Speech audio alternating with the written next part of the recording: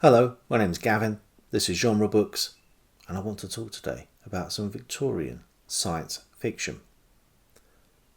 The first of these novels is the one I was reading at the end of Victober. So after I had done my Victober wrap-up, there were still a few days of October, and I read 1893's The Angel of the Revolution by George Griffith, or George Chetwin Griffith Jones, to give him his full name. And I quickly followed that up at the beginning of this month with its sequel from 1894, Olga Romanoff, which was during its magazine publication titled The Siren of the Skies. So this video represents the last gasp of Victober 2025 from my perspective, finishing the month with Victorian works that were looking towards the future felt quite apposite. Not that these works were looking to the future in a rosy-hued ideal of a glorious time to come, but more about the actual works in a moment. Let's begin with their author. George Griffith was probably the first professional science fiction author in the UK. It wasn't called science fiction, it was scientific romances, but he's the first writer I can see that has made a living from writing these scientific romances. He is, in many ways, the predecessor to H.G. Wells, and in a very specific way, the predecessor to H.G. Wells. Griffith was writing these scientific romances for Pearson's magazine. So, Angel of Revolution, 1893, Olga Romanoff, The Siren of the Skies, 1894. These were the big science fiction works in that magazine in those years. 1895, The Time Machine by H.G. Wells. Now, Wells didn't take the scientific romance beat from Griffith. It was given to Wells, so let's not impugn Mr. Wells here. But it links these two writers. And there is more than just that link. There are some, although not many, similarities between the writings of the two. So why is Wells known and famous still now in 2025, whilst George Griffith is largely forgotten? Not entirely, but certainly comparatively. The first answer to that question is the bluntest. Wells is by far the superior writer. Now, I enjoyed the two novels that I've read, but they have flaws, and I think the reasons behind some of these flaws are worth looking at. The future painted by Wells is more believable to our eyes. Wells is an Edwardian writer who began in the Victorian era. Griffith is a Victorian writer whose works bled a little bit into the Edwardian age. Technology at this time was changing every year tremendously, and the future technology as imagined by Wells seemed much more sophisticated and much more exciting by comparison with the visions and the ideas that Griffith was presenting. A fair few of Wells' ideas can seem even now to be futuristic to our current world. The future presented by Griffith, it hasn't come to pass, but it is much more believable that it could have happened, and parts of it did occur. The major leap was heavier than air travel, which did come along quite soon after, within the next 15 to 20 years from the writing of these works. I think in comparing the two writers, we've also got to look at the fact that most of Griffith's writing came in a relatively short burst of a decade, whilst he was prolific in that time, and writing to deadline, writing cliffhangers, writing purely for periodic publications meant a bit more of an uneven pacing when you consider the works as novels, which is how we experience them now. Wells, by contrast, seems to have had a much clearer idea of where he was wanting to go in his tales. And of course, in his later career, he was not bound by deadlines, certainly the printer's deadlines for a periodical. And as Wells had a much longer career, he wrote a lot more. Griffith died at the age of 48.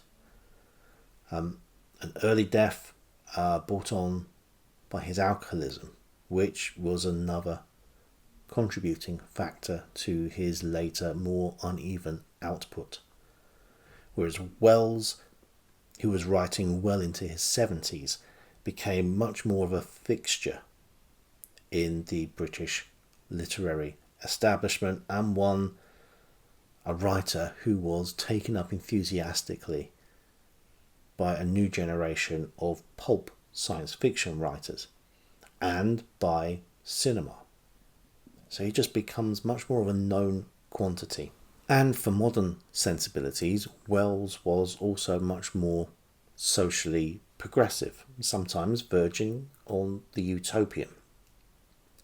His works are largely free of the jingoism that permeates Griffith, although this was much influenced by Wells's reaction to World War I, which of course Griffith never lived to see.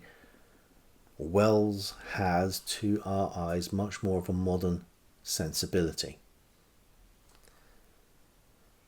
However, enough of Wells. Griffith got there first, and you can see the influence that he had on Wells. You don't become a science fiction author by being too much of a imperial stick in the mud. Griffith was unusual in a few respects. He was a secularist, which, okay, that's not that unusual for the time, but it's unusual to be writing about it. And he did not do much to hide it in his writing. He was also a socialist, and whilst it's easy to see the inconsistencies in Olga Romanoff and, by all accounts, some of Griffith's later works, certainly in The Angel of the Revolution, I read something that I had not seen put so plainly so early in popular fiction. There were some other writers, of course, such as probably William Morris, and News from Nowhere would be the biggest example. But the writers who are open in their opinions, but writing much more allegorically. Not so with Griffith. He gives it both barrels, even if he sometimes misses the mark and conflates and confuses anarchism, socialism, and a sort of a very benevolent form of despotism. Both the novels I'm looking at also fall into another subgenre of literature, which is invasion literature. This is a genre of works that has a very specific timescale in which it's produced, from 1870 through to 1914, is the vast majority of invasion literature works. In 1870, the war between Prussia and France showed the frightening success of the modern militarized state, and the contemporaneous unification of Germany, which was all bound up in this rise of Prussia, and became complete, or was completed, in 1871, gave British writers and British readers a new scary antagonist on the continental doorstep. So whilst all fears previous to this had been mostly the French, and with Napoleon quite well founded, attention moved, the focus rested on Germany. In 1871, The Battle of Dorking by George Tompkins Chesney was published, imagining an invasion of Britain by Germany. It's a major work in this subgenre, and this is a subgenre which has about 400 novels and short stories, which, I'll hasten to add, I've only read the barest handful of. Most notable titles, or one of the most notable titles, was The Invasion of 1910 by William the Q, which is one that I have read, and confusingly, The Invasion of 1910 was published in 1906. Also, the Q wrote 1897's The Great War in England. These are, I think, both written for the Daily Mail, and they have an early Daily Mail sensibility as well. Le Q was quite happy to show his xenophobia a little bit more than some of our more utopian writers that we'll mention today. Back to Wells, his own The War in the Air and The War of the Worlds both come under this subgenre, and the influence can be seen in other, fairly disparate works, from Erskine Childer's Riddle of the Sands, John Buchan's 39 Steps, even, you could say, Bram Stoker's Dracula. Essentially, invasion literature could involve future war, contemporary weapons, supernatural events, interplanetary events, fifth columnists, spies. The geography of invasion fear was no respecter of borders either. Perhaps as the empire was so large, the British Empire was so large at the time, we have The Back Door, which was anonymous, serialized in the China Mail in 1897. It showed an invasion of colonial Hong Kong. This is written 100 years before the British gave Hong Kong back to the Chinese, and this time the invasion was nothing to do with China. It was at the hands of the French and the Russians. Australia got involved as well, gave in a little bit to that yellow peril fear with William Lanes's A Story of the Race War from AD 1908, written in 1888. The French also had their invasion literature, possibly a different viewpoint, given that they were a country that had been invaded and would continue to be invaded.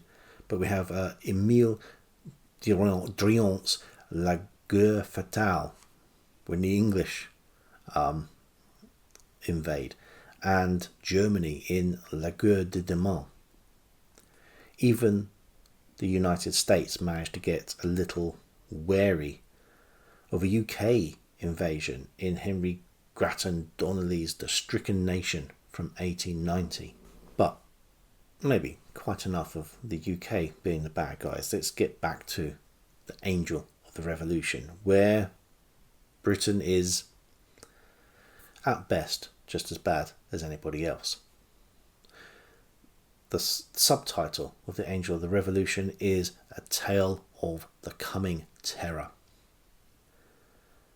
And the book combines future war scare tactics, the heavier than air wonder stories of Jules Verne, nautical adventure, and a soupçon of that utopian dreaming from News from Nowhere.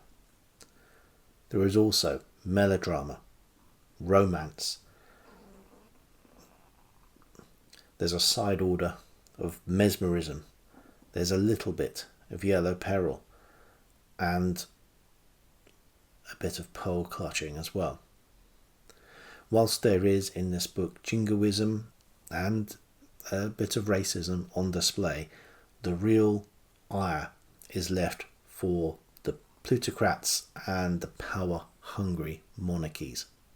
Richard Arnold is an inventor who has just perfected a flying machine, but finds himself penniless and without the influence or the financial means of doing anything with his invention.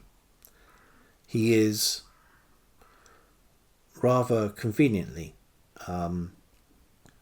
indoctrinated into the Brotherhood of Freedom, which is this terrorist stroke anarchist outfit.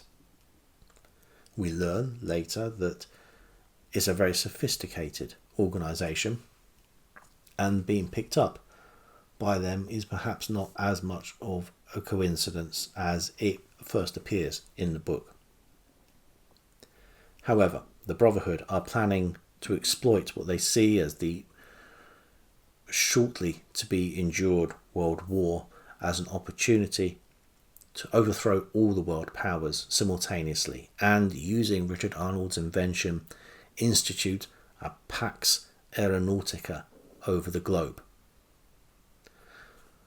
The action here takes place in 1903, 10 years after the time it was written, and 11 years before the actual World War I, would begin. In view of that war, there are some things that are accurately predicted, and there are some which are deliciously off beam. Some parts are uncanny when you read about Gallipoli and Belgium being these flashpoints of the war, the main battlegrounds. But it's funny to see that in this book, Britain and Germany are on the same side, battling the French and the Russians. Of course, in the middle of World War I, 1917, so for American viewers, the beginning of World War I, there was a revolution, but it occurs in Russia. In this book, it actually begins in the USA. The conditions in the USA, as described by the book, are a prelude to this, and are definitely worth repeating for a modern audience. Griffith, another reason he's not popular, he absolutely hated Americans. There's not so much on show in this book, but in later writings he had, I'm not quite sure where the dislike came from, but not a fan. But like I say, this description of American politics prior to the revolution that happens is a little bit on point for modern ears. Representative government in America had by this time become a complete sham. The whole political machinery and internal resources of the United States were now virtually at the command of a great ring of capitalists who, through the medium of huge monopolies which they controlled and the enormous sums of money at their command, held the country in the hollow of their hand.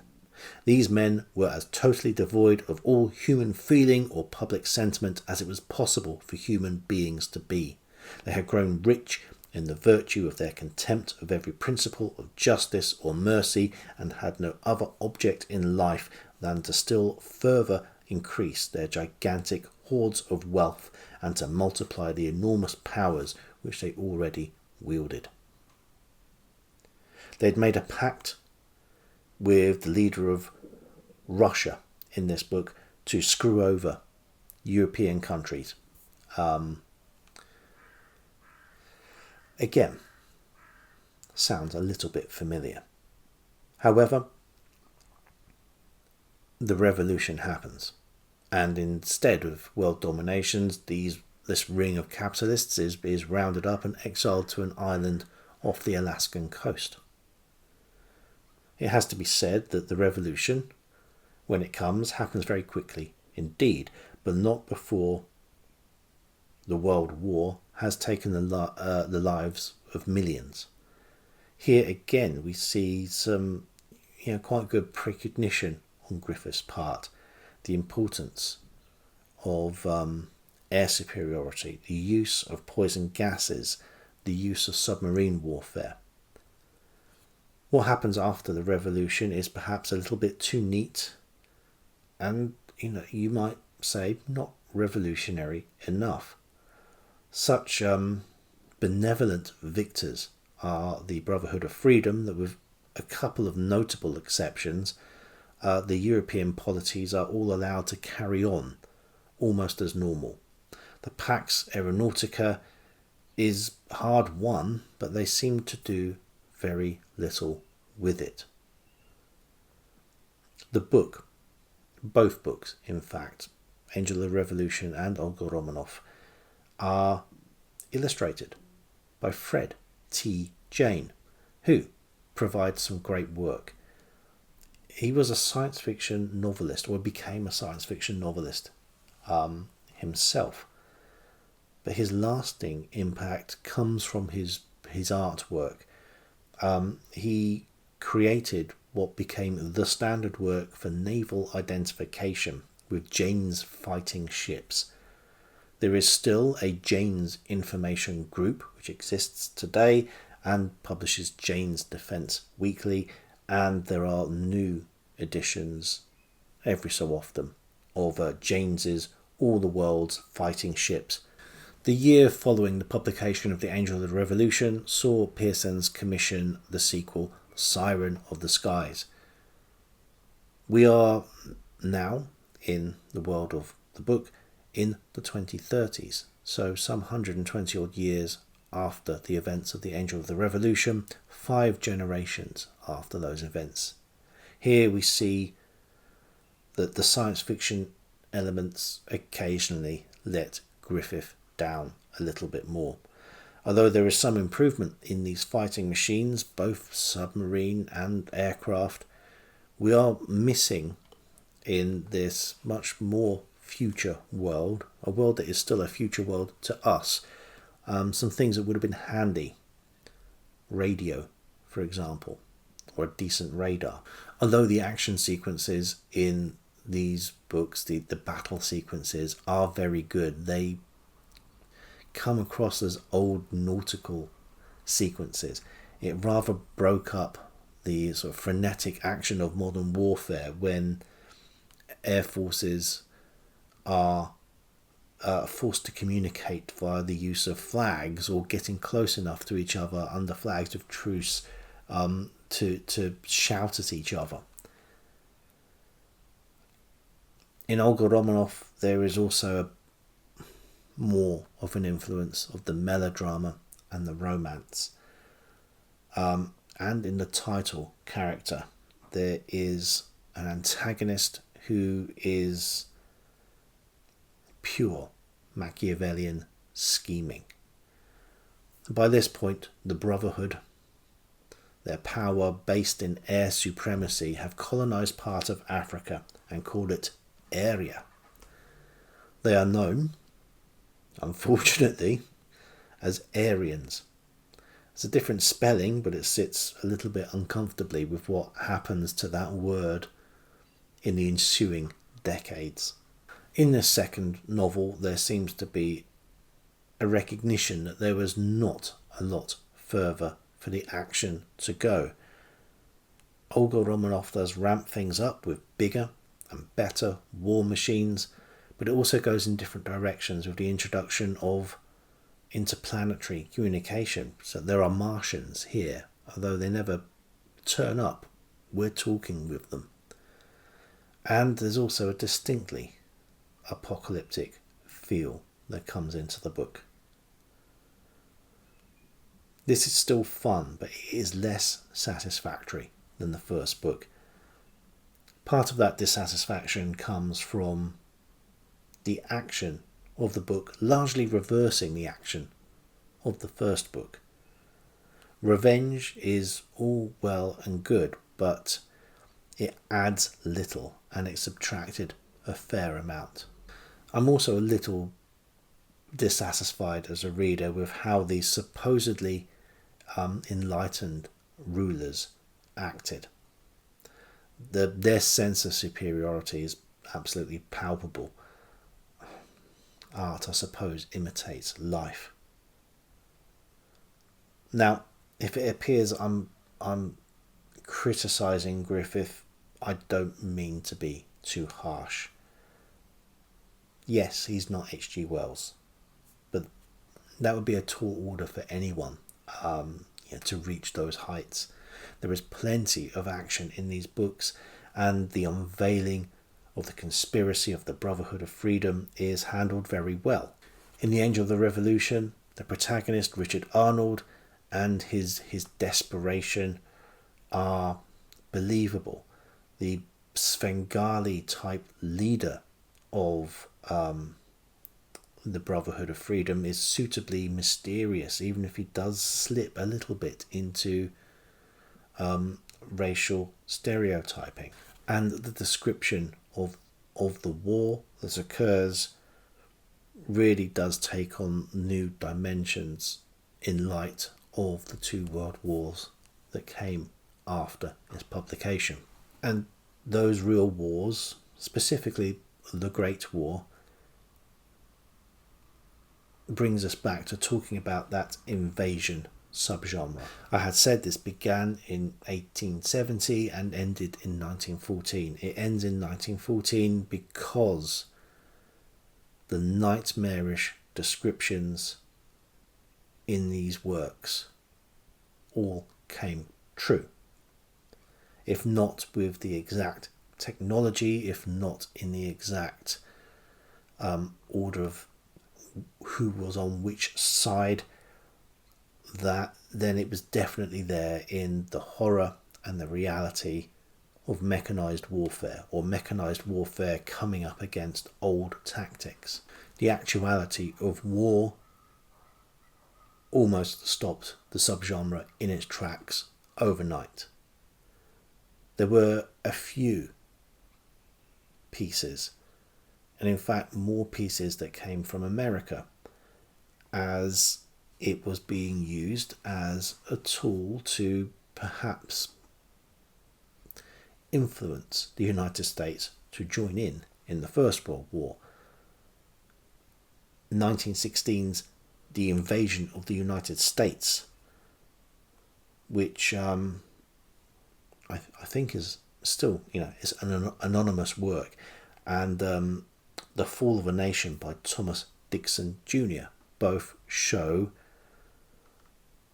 the Germans, having won in Europe, turn their sights on America and invade. Obviously, America joined the war in 1917, and the war finishes by the end of 1918.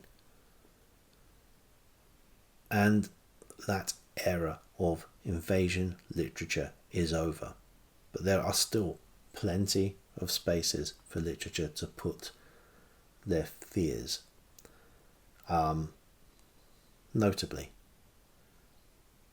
books which invoke the yellow peril, and switching colours up now after the Russian Revolution that we have the USSR, the Red Scare, these things would take over. Not that any of this involved George Griffith. He died in 1906 at the age of 48, and we never got to see that much more science fiction or scientific romance from him. We have 1901's A Honeymoon in Space. This book was envisaged as a sort of a grand tour of, I think, the solar system and local area. It was the first work of science fiction to mention spacesuits, or the concept of spacesuits, and it was the first work of science fiction to coin the terms Earthborn and Homeworld. Griffith certainly had that influence over Wells and the science fiction writers that came after, and an influence on George du Maurier with Trilby, and I think there's a book by du Maurier called The Martian. The Angel of the Revolution and Olga Romanoff were also very much an influence on Michael Moorcock with his, here it's called A Nomad of the Time Streams, but this is the Warlord of the Air trilogy. Moorcock's first foray into steampunk, and steampunk is a lot of what I've felt reading these two Griffith novels. I don't understand how George Griffith didn't become a bit more en vogue when the whole steampunk thing came into popularity. Obviously, it's waning again now. Maybe he was just a little bit too old-fashioned even for backwards looking modern readers. But for all its faults, I would absolutely recommend The Angel of the Revolution for any fan of early science fiction. And if they enjoyed that, Olga Romanoff is a creditable sequel.